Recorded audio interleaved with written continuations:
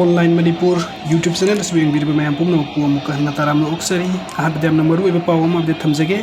हजिक हजिक नॉर्थ एवोसीद यूम मई चागे मणिपुरी फायर सर्विस की टीम लाक्तुना मई कन्नब कन्न होटनरी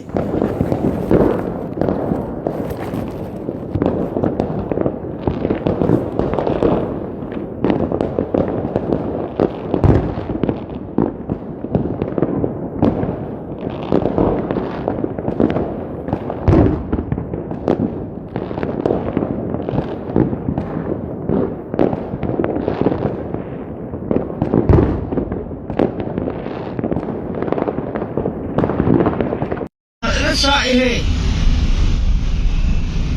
kalau mai yung din hang dre SD poi bi lo da poi bi sae sidi yung di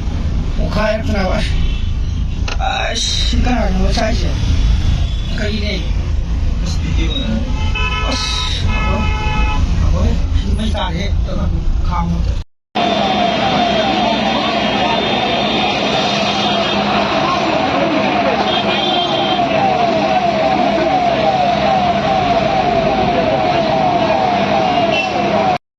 अदुग मथंगी अपडेट असिना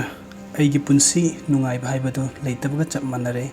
अई युम पालुरे अई इचा याउदे हाइदुना हजिक इपामदा हलागा लैरी था तरुक मुफारे अई युम पानबा चाही मरी हेलगे अईगी इपुरोइबना ओटली सगै मुटपा तारे हाइदुना थीना तौबी अईगी इपुरोइबना डॉक्टर चटलगा येंगबा मतमदा अइंगोंदा सोइबा ओइरमद्रे अईगी नुपागे सोइबा ओइरमे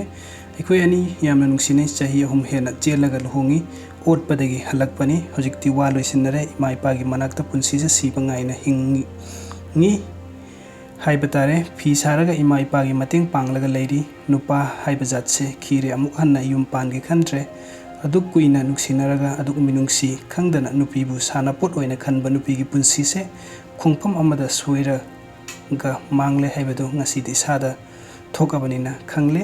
वीडियो सिंग बिबगिदमक्ता मैम पुनमक अमुक हन्ना थगचरी अनोबो अपडेट अमदि नुंगाइरबा वारिगिदमक्ता चैनल असिबु नुक्सिबिदना सब्सक्राइब तौबिरमु थैंक यू सो मच